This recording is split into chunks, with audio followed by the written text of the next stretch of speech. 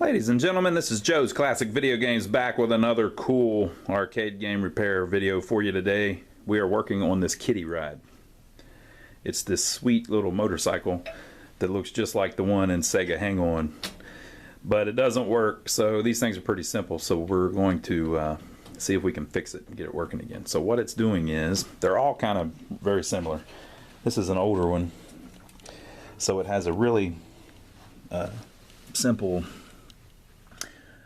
internal setup. So basically the coin mech's missing, but you drop a quarter through, it would fall through and hit this switch, and that would start this timer, which would move this little bar around, and when it gets to a certain spot it closes this switch, which makes it so this goes around, it closes this switch after a certain amount of time, which turns off the ride.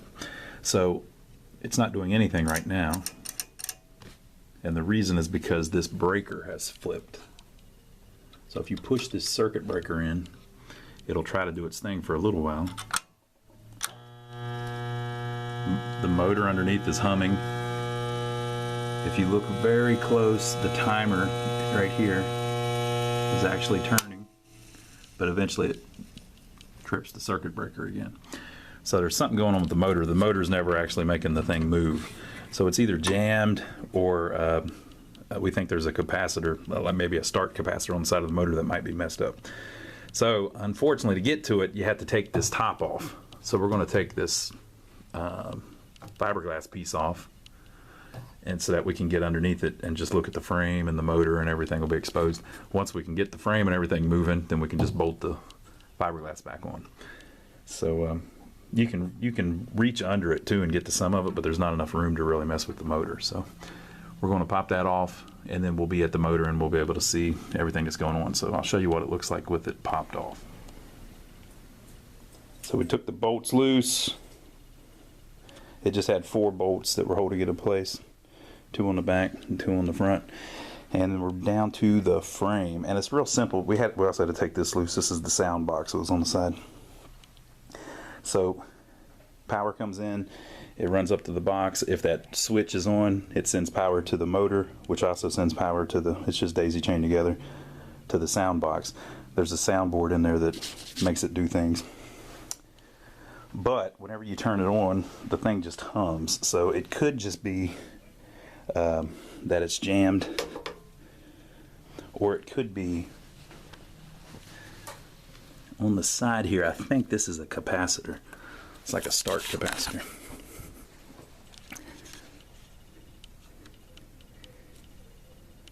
It'll lay down and we'll see if we can, what we can see on it here.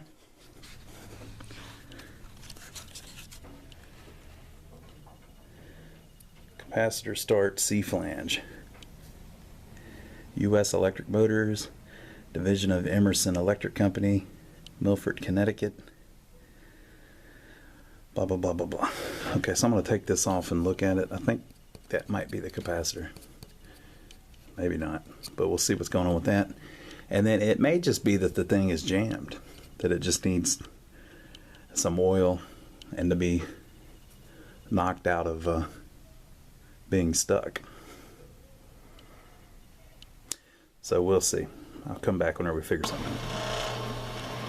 Okay, so we were able to get it to go, but it's still doing the same thing. Whenever you start, it won't start. But if you beat on the boss up here where it's moving, if you beat on that to get it going a little bit, it'll start up. So I think it's this capacitor that I think's under here, because if it, I think the way these work is that there's enough power to run it, but there's not enough power to start it, so they use the cap to give it enough juice to start it. But since we've got problems with the cap, it's not going to start. So I'm going to take its cover off and see what's under there. Okay, we have found our cap. So it is an Aerovox Mallory, made in USA, 189 to 227 MFD, 110 volt AC, blah blah blah blah blah, 60 hertz, blah blah blah blah blah. I wonder if that is the date code, 8742, which would be the 42nd week of 1987. Could be, could be. So we're going to try to find another one of these, and I think that'll fix our problem. They probably still make stuff like that. I know they still make caps. I just don't know if they make that exact one where we can just pop it right back in our little case and be all happy. So the other thing that we've got going on is we have this soundboard here. So the way it works is it gets 120 volts from whenever the motor turns on. It's just all pigtailed together. When it sends the power to the motor, it also sends the power to this.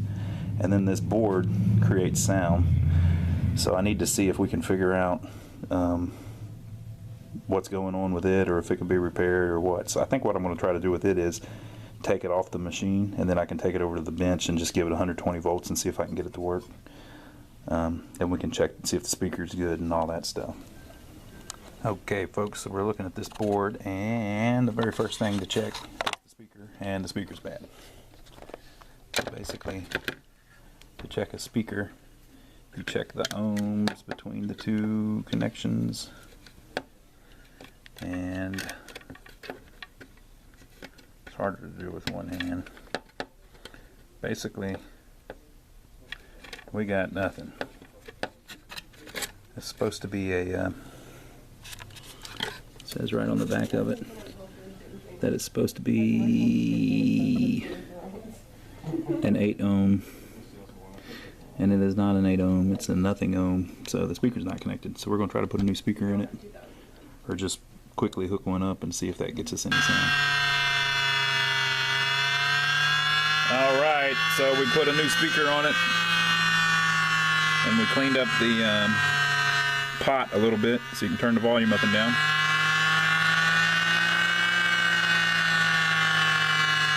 And it just plays a motorcycle sound the whole time. But that's what you want. So we'll put the new speaker in to replace the old speaker. We cleaned the 2 ROM chips too. They were pretty dirty looking. But it looks like everything's cool. So it's just going to do that until it's the power turns off going to the motor. It'll turn off going to that too, and that's that. So we'll put all this back together. Okay, so here's the old one, and here's the new one that the mailman just brought us. Exact same size, same hookups, simple enough. So we'll swap that in, see if that takes care of our problem. Okay folks, the capacitor did not fix anything. Same exact problem. So I finally took the back off, and there's a contact in here that whenever it's in the start position, it's like that, and so that contact is connected. See if you can see it down under there. Let's see. There you go. Now you can see it. See the 2 little contacts? So whenever it's in this off position, it's connected. That's what connects the capacitor to everything. Bzzz. As soon as it starts, the centrifugal force pushes this thing back like so. Well, that shouldn't stick like that, so I need to work on that too. It pushes it back like so, which makes that open up, which means that this is no longer on start. So if it sticks like that too, it'll do the same problem. So we need to oil that and get it where it moves real good, like it's supposed to. And there's just some springs and stuff in there that make it do what it does. So I'll oil that and mess with it a little bit and get it where it does its thing right. And then we'll put it all back together and we'll test it out again. Okay folks, so the problem was I noticed that spring was broke there on the top. And so with the spring fixed and back in there, that is pushing out like it should, which means that contact is going to work like it should. So that was probably the whole problem. The spring was broke. So we've got it doing its thing now. I'm going to put it all back together and we'll test it out again. Okay, so we've got it all put back together. That's our sound box down there that we redid. We'll go ahead and hit the coin thing like we put a quarter in.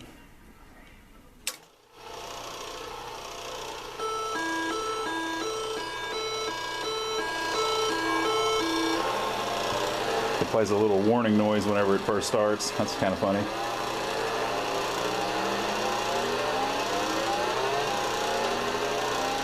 So I think we're good to go now. So you can see that little, this is just like an old school timer, and there's this little wheel that turns around that does the handles the time. And eventually it gets around to where there's a little hip in the wheel, and whenever it does, this switch pops out and that kills the power.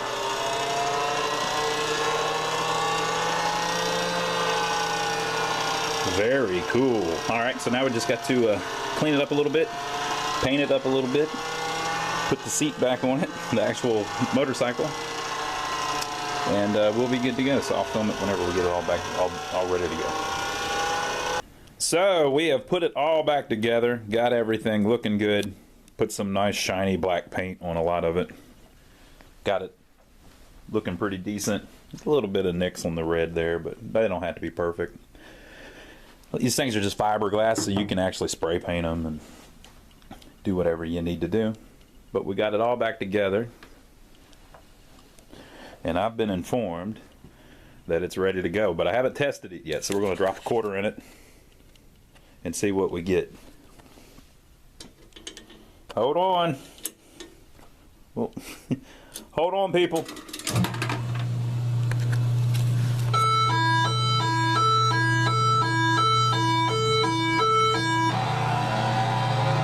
Man, that thing's cool. Wonder what the weight limit is on one of these.